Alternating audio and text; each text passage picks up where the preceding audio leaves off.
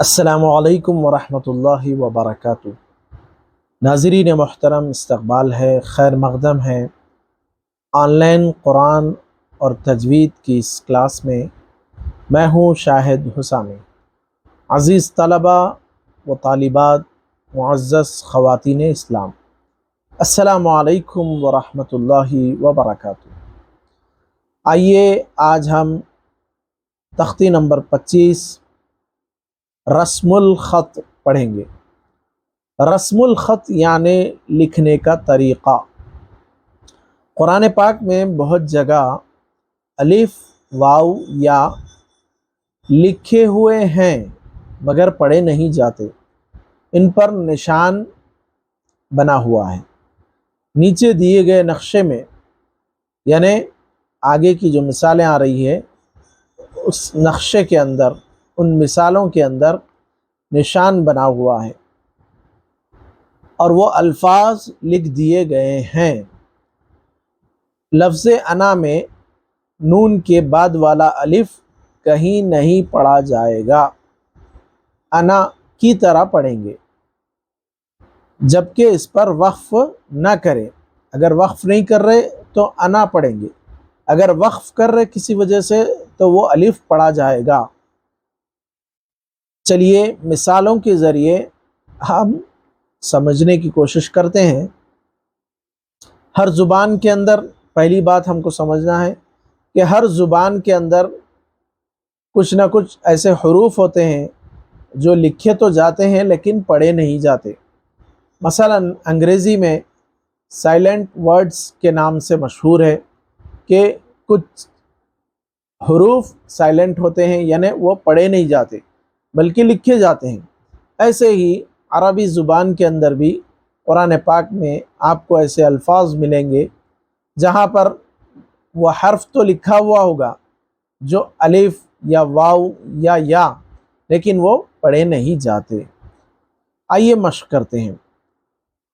پارہ نمبر 4 کے اندر ہے افا امات، افا، فا کے بعد کا الف تو وہ نہیں پڑھا جائے گا، اس کو پڑھیں گے لکھا ہوا تو ہوگا لیکن اس کو الف کو نہیں پڑھیں گے، کھینچ کر نہیں پڑھیں گے، بلکہ اف امات، اف امات۔ قرآن کی متعدد آیات کے اندر، پورے مکمل قرآن میں مختلف جگہوں پر یہ مثالیں دی گئی ہیں، اس کو ہم کو سمجھ کر پڑھنے کی ضرورت ہے۔ اب آئیے پارہ نمبر 4 ہی کے اندر لا الہ اللہ ہے تو وہ اصل میں لا الہ اللہ لکھا ہوا ہے الف کے ساتھ، لیکن پڑھتے وقت اس لام کے اندر کے الف کو نہیں پڑھیں گے، لا الہ اللہ اس طرح پڑھیں گے، لا الہ اللہ۔ اب آگے چلیے، پارہ نمبر 6 کے اندر ایک مثال ہے تبوء، یہ جو واو حمزہ ہے، حمزہ کے بعد الف ہے تو اس الف کو نہیں پڑھا جائے گا۔ تبوء، تبوء، آ نہیں پڑھیں گے بلکہ حمزہ زبر آ، اور الف لکھا ہوا ہوگا لیکن وہ الف کو نہیں پڑھا جائے گا۔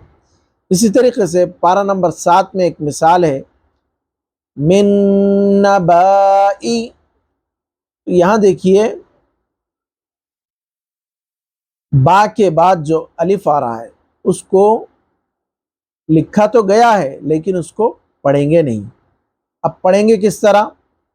من نبائی، من نبائی۔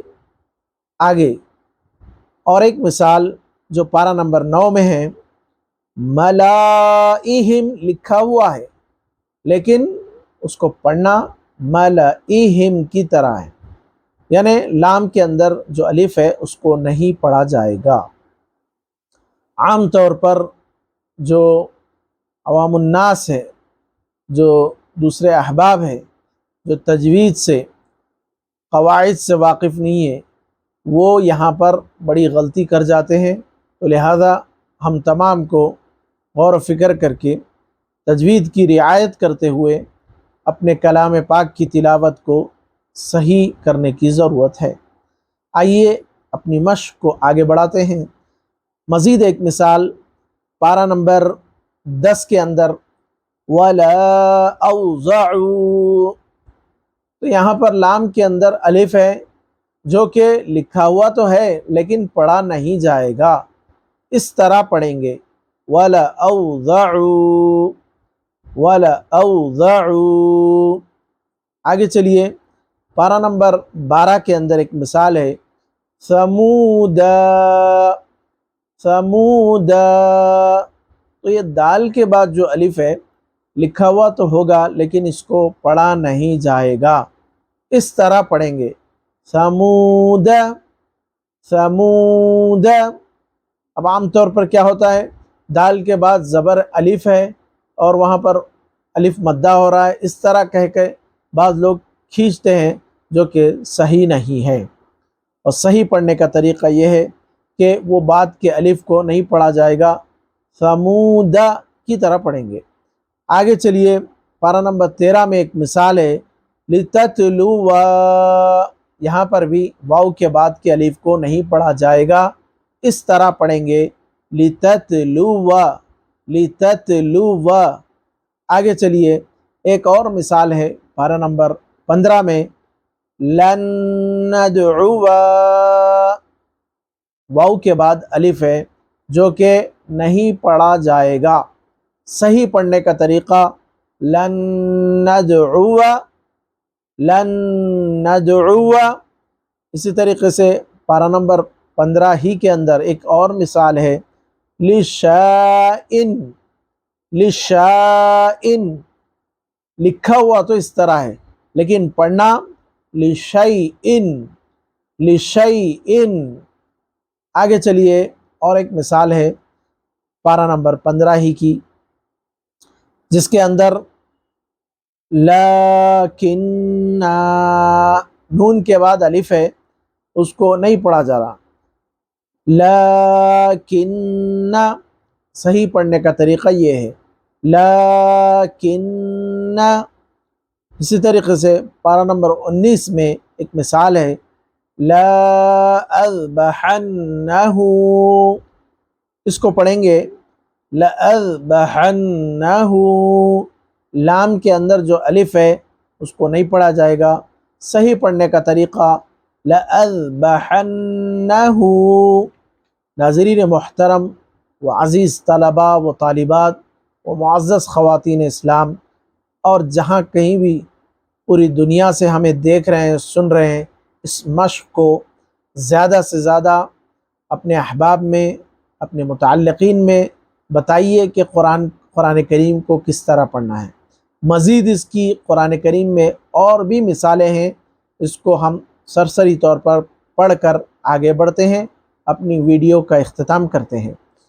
ایک مثال پارہ 21 کے اندر ہے لِيَرْبُوَ فِي، لیکن الف کو نہیں پڑھنا ہے، لِيَرْبُوَ فِي، واو کے بعد کے الف کو نہیں پڑھنا ہے۔